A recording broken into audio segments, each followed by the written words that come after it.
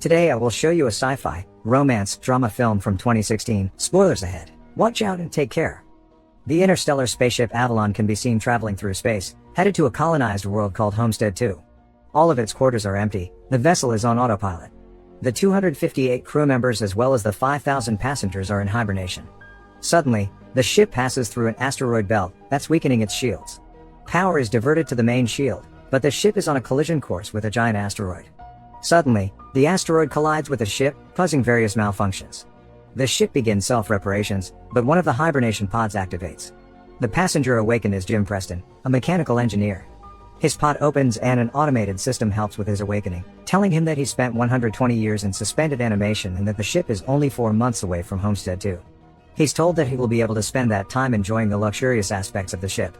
Jim receives instructions about his ID band, his cabin and the primary activities he's to take part of, prior to the arrival on the planet. Excited and nervous to meet the people on the ship, he gets ready, leaves his cabin and walks into an automated class meant for an entire learning group. Jim looks a little anxious, as the hologram explains the situation on Earth, calling it overpopulated, overpriced and overrated. It tells him to hold his questions to the end of the lesson, but Jim keeps asking why he's the only one there. He realizes that the hologram can't answer him and goes to search for other people. He gets to the main concourse of the ship. No one is there either, but an automated informational desk offers to help. Jim asks to talk to a real person and it sends him off to talk to a steward, but when he finds that no one is there too, he asks to speak to the captain.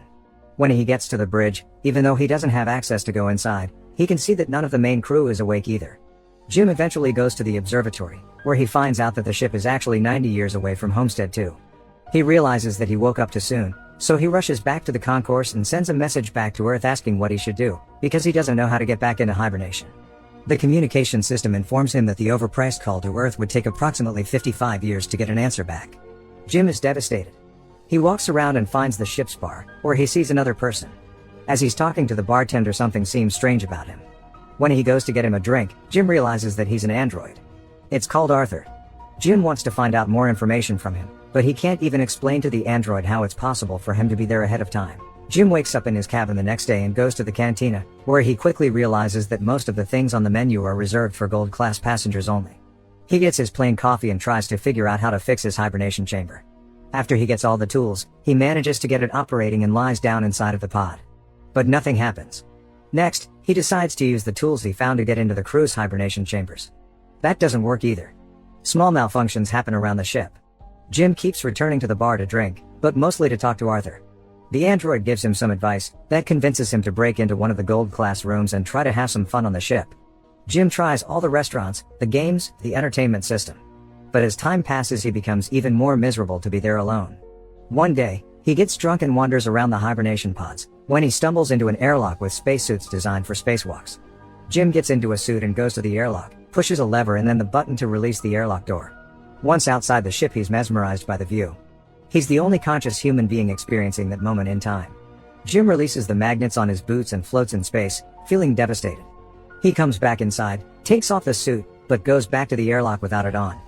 He pulls the lever, ready to end it all, but changes his mind in the last moment, runs back inside and slips on a bottle. Jim stands up and is instantly drawn to a woman in one of the pods, named Aurora. He searches for her files in the directory and listens to her passenger interview, becoming enamored with her. Later he's seen sitting next to her pod, still listening to her interviews. Back in the bar, he's reading some of her work and is talking to Arthur about her writing. He becomes obsessed with the irony of his situation, going to another planet for a better life, waking up early and not getting there, and finding his perfect woman, only for her to be out of reach. Jim keeps thinking about her and starts getting the idea to wake her up too. He talks it over with the android, but he doesn't understand the conundrum.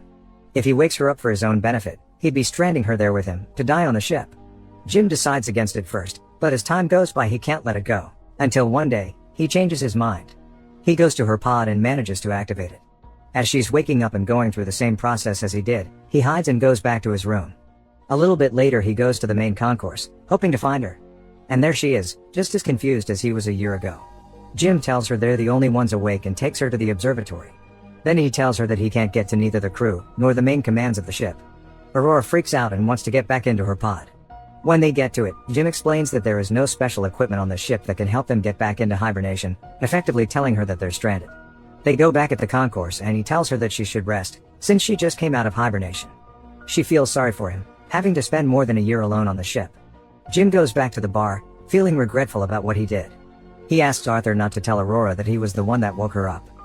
The next day, Aurora wakes up. She goes back to the concourse and asks the automated info desk about the hibernation pods. Jim joins her there and they go to get breakfast. As they leave, the info desk has some sort of malfunction. In the cantina, Aurora realizes that Jim has been eating the same breakfast for more than a year and gets him one of the gold class menus. They talk about the possibility to fix the pods, but, unlike Jim, Aurora isn't ready to give up. She searches through the infirmary, then goes through research documents, eventually ending up at the crew's hibernation quarters trying to break the doors open. Jim notices more malfunctions throughout the ship. Sometime later, Aurora laments about her life on the Avalon. She writes, jogs around the ship and swims in the pool, becoming more and more aware of her situation. She goes to the cantina to interview Jim, thinking that his story might be interesting. She asks why he immigrated to the colony. Jim answers with slogans from the company first, but then further explains that he hopes that on the new world he could be somebody, he could build a life. Later, they end up in the observatory and Aurora finally shares her reason to be there. Unlike the other passengers on the ship, she has a round-trip ticket. Her idea was to go to Homestead 2, live there for a year and come back to Earth, to become the first journalist that has ever done that, writing the greatest story that ever was. Aurora slowly gives up on finding a way to fix their current predicament and Jim figures out a way to cheer her up. He takes her dancing, to the cinema, and to the basketball court. Lastly, he takes her to the bar to meet Arthur. She relaxes for a bit, until she remembers their situation. Jim is left alone with the android, feeling awful about what he's done to her. The next moment he's seen tinkering with something and in the other Aurora walks into the observatory to find a miniature of the Chrysler building he made for her. Sometime later, they go on a date at the bar. They have dinner and share stories about their lives. She tells him that her father died when she was a teenager. After the dinner, Jim takes Aurora to the airlock and they get into the spacesuits. They go out for a spacewalk together. Jim finally has someone to share that magnificent experience with. Jim switches off the magnets on their boots and they float together in space. They come back inside and immediately kiss, retreat to his cabin and sleep together. Soon after, they start living like a couple. Aurora moves into his cabin and writes about her life on the ship. They jog together, eat together, sleep together. Jim explores the ship further and finds the hydroponics bay. He brings Aurora flowers. One day the ship passes by a red giant and they go to the observatory to see it. It's Aurora's birthday, so later that night they celebrate it in one of the many restaurants on the ship and then the bar. Jim goes to the washroom and prepares the ring he made for Aurora, while she stays in the bar chatting with Arthur. The android tells Aurora that Jim woke her up intentionally, unaware that he was still to keep that a secret. Suddenly, Jim comes back and she confronts him in absolute disbelief. She runs away furious and panicked.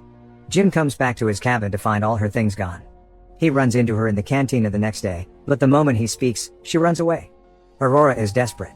One night she goes over to Jim's cabin, punching and kicking him, wanting to kill him. Talking to her over the comm because she keeps avoiding him, Jim tries to apologize and explain his actions to her. He tells her he fell in love with her, but Aurora doesn't care. She can't forgive him for taking her life. One night, as Jim is in his cabin, another malfunction happens. The ship faces a critical error and the main command shuts down. Later, he walks into the elevator and it malfunctions. Aurora walks into the main concourse and sees that Jim has planted a tree there. Then, she goes to the cantina, where the food dispensary is also malfunctioning.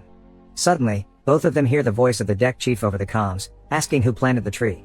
They both run into the concourse and see Gus Mancuso standing in front of Jim's tree. They introduce themselves and tell the chief about the situation. He doesn't understand how 3 pods could fail. Mancuso takes them to the bridge and he discovers that there is something wrong with the ship, but the information on the systems has to be checked manually. When they leave the bridge, a robot almost falls on their heads and the two of them tell Mancuso that malfunctions have been happening all over the ship more frequently. He says that shouldn't happen, as he shows them how to collect the data. Mancuso checks on the pods, when Jim joins him there. He's figured out what happened with Aurora's pod. The deck chief finds what Jim did to be terrible. Later, he's at the bridge checking the collected data, when Aurora joins him. They talk about what happened with her pod, but he tells her that he can't do anything about it. Jim walks in with the 16th broken robot. Mancuso feels the hibernation sickness, so he goes to rest, but as he walks out, he coughs out blood. That night, Aurora can't sleep, so she goes for a swim. Suddenly there's gravity loss throughout the ship and she starts drowning as the water from the pool moves with her. The gravity drive resets and she barely makes it out alive. They both run into each other going to find Mancuso. The 3 of them are back at the bridge, slowly discovering what has been going on with the ship. Mancuso figures out that something happened 2 years ago, taking out a major system. They need to find and fix what has caused the failure, because the entire ship is trying to pick up the slack. If they don't fix it, the entire vessel will be stranded. They go to find the problem, But Mancuso faints, so Jim and Aurora take him to the infirmary. He's dying and there are no treatments that can stop it or prolong the time he has left. Sometime later, the three of them meet in the observatory and Mancuso gives Jim his ID bracelet, tells them to fix the ship and immediately perishes. Suddenly, the lights change to an alarming red and the ship starts shaking. Jim tells Aurora that he needs her help, and they run toward engineering, but there's another failure in the gravity drive. And immediately another one that afflicts Arthur as well. Jim deactivates him. They finally arrive in engineering and start looking for the problem. They find it in the power plant and as they open the hatch, Aurora gets sucked in. The asteroid has caused a breach in the hull in that area. Jim gets sucked in too, but he holds on to the hatch, as it keeps closing on him. Eventually he gets sucked in too, but they quickly manage to seal the breach. Instantly after fixing that problem, Jim realizes that there is more than one breach in the hull. The two of them follow the trajectory of the meteor and find that it has hit the reactor control computer. Jim thinks he can find replacement parts for it. They find the part and change it, but the process of venting the reactor still fails. They do it manually, but it fails again. Jim figures out that he needs to open the vent door from outside of the ship, so they can cool the reactor down. Both of them go to the airlock and as he's getting ready to go out, he gives Aurora Mancuso's bracelet, because he might not come back. She helps him with the suit and as he walks into the airlock she tells him to come back because she can't live on the ship without him. Aurora goes back to the reactor, where the temperature has hit critical heights. A bolt from the reactor propels into her arm, as Jim is getting closer to the vent from the outside and sees the door. The temperature rises in the reactor room, while he is trying to bypass the vent door to open it. He soon realizes that he'll have to manually hold the door open so the reactor can vent and he tells Aurora. She doesn't like the plan, but he goes ahead with it and tells her to vent the reactor. She doesn't want him to die and they argue, but he tells her that they have to save the other people and she vents the reactor. The process is successful, but the fumes from the reactor push Jim away and break his tether. The pressure in his suit is dropping too. He tells Aurora what happened and she moves as fast as she can to get to another suit and bring him in. He apologizes to her again. She puts on a suit and flies out to get him, but her tether is too short.